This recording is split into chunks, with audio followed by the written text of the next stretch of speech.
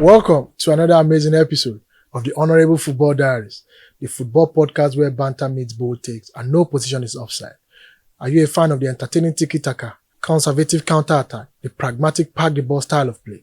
Do you support the English Premier League, the La Liga, French Ligue 1, Italian Serie A, Bundesliga, Nigerian Professional Football League, whichever side of the divide you may be? We've got you covered on Honourable Football Diaries. My name is Honourable Template and I'm your host for this podcast. Between 1998 and year 2014, the English national team have had several quality players come and go. However, three midfielders have been arguably the best midfielders the country has ever produced. I'm talking about the trio of Frank Lampard, Paul Scholes, and Steven Gerrard. Coincidentally, these legends played 80% of their careers at a single club. And that leads us to today's topic: Frank Lampard, Paul Scholes, and Steven Gerrard, who was England's greatest midfield maestro. Before you counter my own point, I'd like to read out some quality notes for you. As a matter of fact, I would like you to be patient with me. I will not read out what the players that played with Paul Scholes said, so that that can be counted as being biased. I will list out world-class players, not just I'm talking about the world-class player, and I would like you to listen to what they say, and I would like you to bring out what these players said about Lampard. So I would like to first go with the guy you said I tried to compare with Scholes, that when you said they pushed Paul Scholes to the left, Zinedine Zidane. Zinedine Zidane played with Paul Scholes, I think sometimes when he was in Juventus. I think Juventus and Manchester United played against. Yeah. Do you know what he said? My toughest opponent. He was asked, my toughest opponent. He said, Scholes of Manchester United. He's the complete midfielder. Scholes is undoubtedly the greatest midfielder of his generation. Lampard was in that generation. Gerrard was in that generation. That's one. Pelé. Some still argue that Pelé is one of the greatest, but people like us, the new generation, we believe is the short man, Lionel Messi. No disrespect. He said, if he was playing with me, I would have scored so many more goals. That's Pelé. Lionel Messi himself, the commissioner of football, the minister of football, he said at La Masia, his name was mentioned a lot. He is a teacher. That's Paul Scholes. Xavi of Barcelona. And you bear me witness that these are world-class players. Mind you, this argument, we are arguing 1998. We said England 1998 to 2014. Yeah, and this is a Xavi who was not even there in 2002 when Paul Scholes played his last World Cup. He said, for me, he's the best central midfielder I've ever seen in the last 15 to 20 years. Thierry Henry, arguably the greatest player to have ever played the Premiership. Arguably. I'm not the one that said it, of course. I can't understand why Scholes has never won the Player of the Year award, because you are saying individually. This is Thierry Henry, the guy that won, I think, about 3 golden boots in the Premiership. He said he should have won it long ago. Maybe it's because he does not seek the limelight like some other stars. I told you Paul Scholes is a modest and humble human being. He does not really seek attention. The last 3 for me: Brazilian Ronaldo, very precise. What did he call Paul Scholes? He's the phenomenal. Pep Guardiola himself, arguably one of the greatest coaches of the game. Out of everyone at Manchester United, I will pick out Scholes. He's the best midfielder of his generation. I would have loved to have played with him. Lastly, for me, what did Ronaldinho say about Paul Scholes? I would want to pass like him. Who taught him how to do that? Make your point.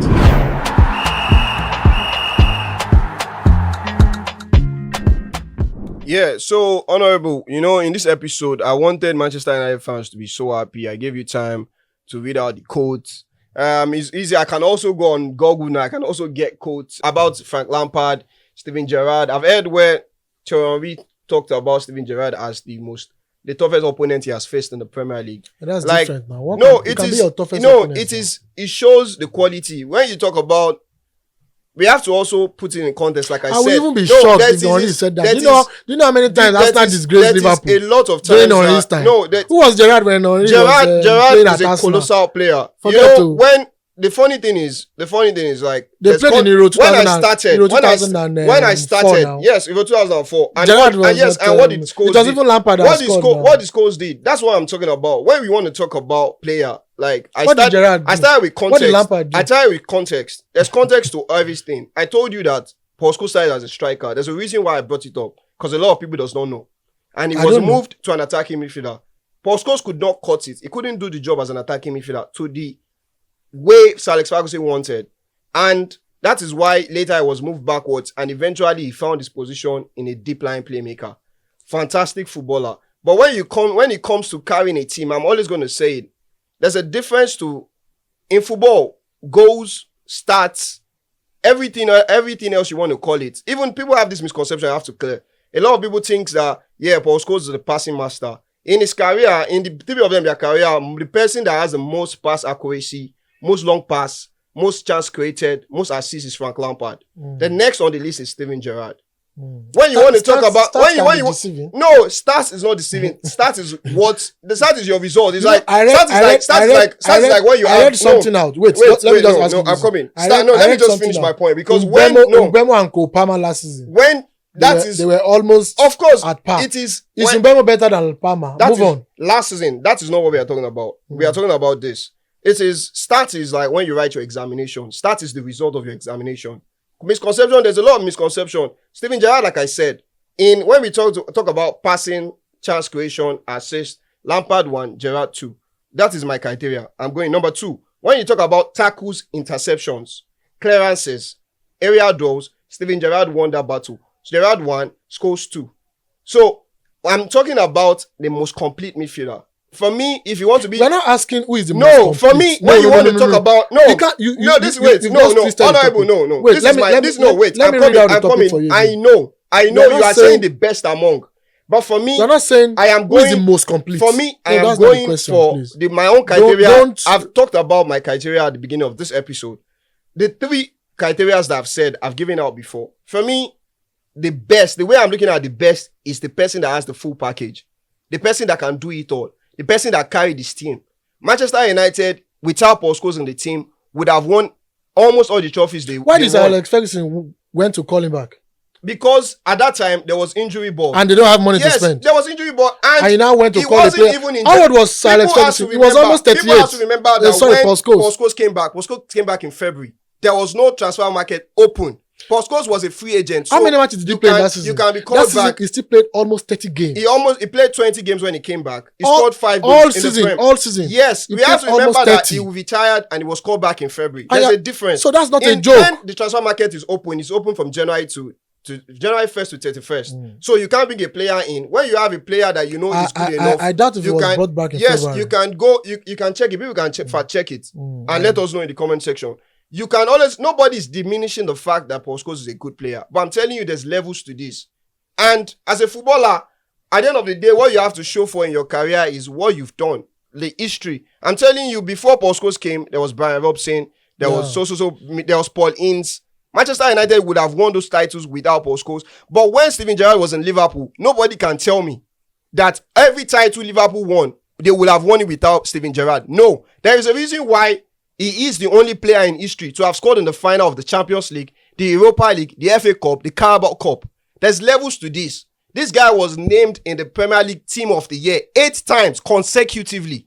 8 times, 6 consecutively. I beg your pardon. There's nobody that has done it. From 2003-04 to 08-09, he was in the Premier League Team of the Year. This guy won the Premier League Player of the Season. He even won the highest assist in the season. In 2013-14. He won the player of the season. This guy finished in the Ballon d'Or top 10 3 times.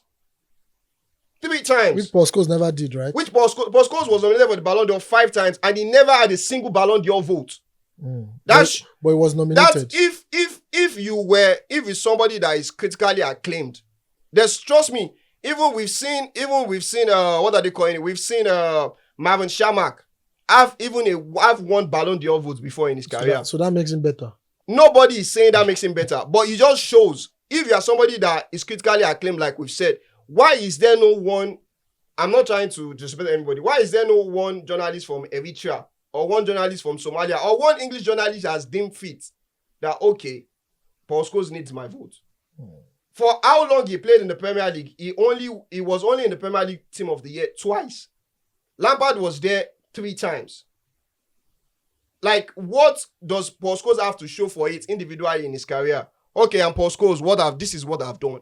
Of course, this is someone that started his career, like 50% of his Manchester United appearances came as an attacking midfielder. No, yes, that's not correct. That's not correct. You can go and fact check it. Every time Paul Scholes, from the time Paul Scholes went into the Manchester United team, he was an attacking midfielder for the team up until 2005. He was an attacking midfielder in the team. And that is 50% of his Manchester United career. Everybody can go and fact check it. That is not correct. You can go and fact check it. You can go and fact check it. Paul Scholes moved into an holding midfielder when Manchester United got Juan Sebastian Veron in midfield. What time did 2004, 2005. That was when Sebastian Veron was signed to Manchester United. That is when he was moved into a deep line midfielder. Paul Scholes, nobody is disputing the fact that he is a great midfielder. But when it comes to this, for me, I look at Steven Gerrard won the Champions League. Okay, with the greatest, with the greatest comeback. This is arguably the greatest Champions League final we've ever seen. 3 goes down, rallied this team. Arguably the greatest Champions League final we've ever seen. Okay, great. From 3 goes down, came back, rallied this team, and brought them back. There's a reason why he's called the General. This guy had 120 goals for Liverpool, 91 assists in the Prem. It is only Frank Lampard that can come as a midfielder to have better that record in terms of. Do you know the number of matches Steven Gerrard played? Yes, in Premier League, 504. And Paul Scholes played 499. So tell me, what's the difference? 5 games. And you said one was attacking midfielder, while one was just a central midfielder. One was, and 50% of his career was an attacking. 107 goals in the Prem. 499 games. So that means Gerrard was only higher by maybe 120 goals, 10 goals or 120 goals and 91 assists. Let me just round up. No, this is somebody that won the UEFA Player of the Year. It is not a joke to win the UEFA Player of the Year. UEFA Player of the Year or Player of the Tournament? UEFA Player of the Year. Club Player of the Year in 2005. Best. Yes, in 2005. He won it. He won the Playmaker Award. He was in the FIFA Pro. FIFA Pro is a World 11. He was in the FIFA Pro for 3 years back to back. FIFA Pro. Yes, he was there 3 years back to back.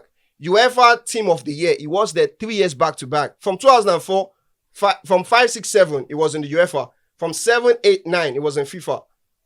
Everything you want to talk about, FWA Footballer of the Year, Premier League, he was there. What's FWA? That is the Football Writers Award. Okay. He was there. He won it twice. The Young Player of the Year, he won it.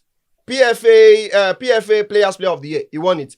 PFA Fans Player of the Year, he won it. These are all accolades that Paul Scholes does not even have won. Everything I've been mentioning since morning, Paul Scholes does not even have single one. Okay, you guys want to tell me Paul Scholes won the Player of the Month. Cool, he won 4. Gerrard won 6. How about that?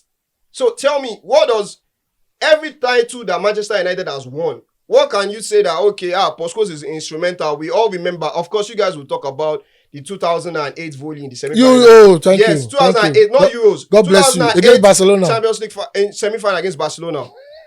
But I can also tell you Gerrard has scored in the FA Cup final. I can also tell you there's a lot of comebacks Gerrard has influenced in his team, has actually been the one that's carried the team. Okay. I can tell you every tournament he has played, even for the national team we are talking about, for how Scholes never even won the England Player of the Year. Gerrard won 2.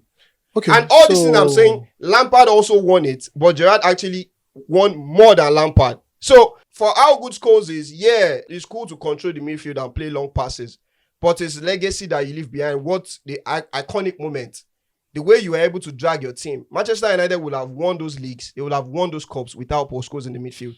They had people like Ronaldo, like Rooney, like Tevez, like Babatov, they would have won it. But Liverpool would have never won anything. All the old titles they won during Gerrard era, they would have never won it without Gerrard in the team. And he won everything. The only thing you can say that Gerrard did not even win. No, the only thing you can say Gerrard didn't win Premier League, so you have made your... Apart from Premier League, individually as a player, he never won the Ballon d'Or. But he still even finished third behind Lampard. So, like, your conclusion is noted. For me, Gerrard first, Lampard second. It's like... Paul Scholes is great, but I put him in the ranks of, when I'm ranking players, I put him in the ranks of like holding. No, not even Declan Rice. He's better than Declan Rice. For me, he is in the top 10 of the greatest midfielder in the Premier League history. But For me, I still put people like Yaya Toure over him. Yes, because of the impact they had for their team. You are a football No, madman. in front of the amount of impact they had in their team. You are really a football madman. Even a Rodri, he's better than Paul Scholes. Yes, even a Rodri that is an holding midfielder. You are a football madman. He is better than Paul Scholes. Okay, so for me, Gerrard and Lampard, Gerrard and Lampard are in the Mount Rushmore of Premier League midfielders. No problem. Then Paul Scholes can sit down and look at them on top. Madiba, I must really say that name that you called yourself, football madman. In fact, I would. Okay, let's be serious. I'm not trying to. Of course, I don't disrespect players. Steven Gerrard was up there. I told you at the beginning of this podcast, there is a stark difference between a team built around you and you playing in a team that was never built around you. There's a difference. That's one. Two, it's just like the way Arsenal plays. Arsenal is practically, I don't know this season, Arsenal is practically built around, what's this Nigerian guy? Bukayo Saka. British international. So that does not mean the likes of the Odegaard of this world and co are not, So for you to say Steven Gerrard did this without him, England wouldn't, Liverpool wouldn't have done this without, I don't think that really matters. I told you, Manchester United never built. That's the point I have to counter. Because when you talked about Manchester United never building a player around a midfielder, that's wrong. Brian Robson was the captain of Manchester United for 9 years. I'm talking of Sir Alex Ferguson. Yes, when Sir Alex Ferguson came into the team, Brian Robson was still the captain of Manchester United, and he was under him for 3 seasons. The team was still built around him. Okay, just like I said, Sir Alex Ferguson's era. Yes, you said Brian Robson. That's his first 3 seasons. Sir Alex Ferguson, I think, spent almost 20 years. And you're talking about just 3 years of somebody's career. What about the 17 years? 17-3. That's not even up to 10% of Sir Alex Ferguson's career, or should I say 30% of Sir Alex Ferguson's career. I'm talking about the entire career of Sir Alex Ferguson. Percentage matters. You are saying Brian Robson played for the first 3 years. What about the remaining 17 years? You scored 30 over 70. Is that not F9? Let's move on. Sir Alex Ferguson never built his team around midfielders. You mentioned the likes of Berbatov. Who was Berbatov in Manchester United? With due respect, Berbatov that was bent at the Champions League final, both Champions League finals, a player that was signed at Tottenham for over 30 million or 30 million thereabout. But this discussion is not about them. You didn't even mention top quality strikers at Manchester United. I was expecting you to mention Van Nistelrooy. You were mentioning Tevez. Tevez that was even sold to Manchester City. Was it free or? But then, let me just conclude. Let me not digress into player comparison. No disrespect to the Gerrard of this world. No disrespect to Frank Lampard of this world. They are legends of the game. They are arguably the greatest midfielder we've ever seen in the Premier League. But to say Paul Scholes is on the level, is not even at the level of Yaya Toure of this world. No apologies, you are a football madman. In fact, you call yourself a football madman. You even said ... before before Paul Scholes. This is why Manchester United fans, we always come for you or come at you, But by saying they are better than him, that does not mean you don't like Paul Scholes. I want to believe so. Although that does not mean you don't rate Paul Scholes. I told you Paul Scholes retired, and you said, is it? You said Sebastian Jean Veron. I think Juan Veron came to Manchester United maybe 04, 05 or 03, 04. As a matter of fact, I think it was before Jose Mourinho came to Premier League. So is it that 03? Yeah. Veron was not even successful at Manchester United. Yeah, it was a complete failure. And after Veron, they still brought in midfielders, and he was still moved to the back. For Paul Scholes to retain, he was never banned at Manchester United except when he was injured or maybe out of shape or being rested. And I want to believe what legends said about him. The Messis of this world, the Xavis of this world, the Thierry Henry of this world, the Luis Figos of this world, the world-class name, and these are players who never played with him. They played against on the other side. And these are attacking midfielders. These are goats of the game. So as always, let's leave this for our viewers, our passionate subscribers and followers to comment, to come at us, especially you. Manchester United fans, please. I'm waiting for them. This is a disclaimer. For every usual, Manchester United fan, is a disclaimer. I'm not saying Paul Scholes is not great. He is great. We are saying he's not in the top.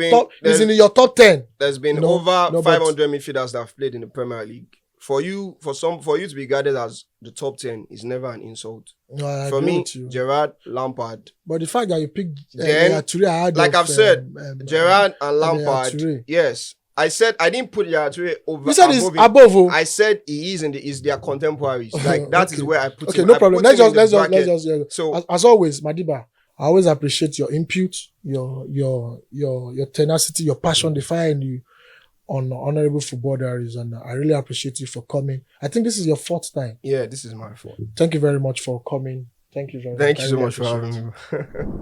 To my esteemed viewers, thank you for watching another amazing episode of the Honourable Football Diaries. As always, this is the only football podcast where banter meets bold takes and no position is offside. You will agree with me that this episode adds some bold takes, bold assertion. This is why we want you to come at us at the comment section. Flood our comment section with your comments, with your feedbacks. Remember, we're on all social media platforms. We're on X, we're on TikTok, we're on YouTube, we're on Instagram, we're on Facebook. Till this time next week, God bless you all.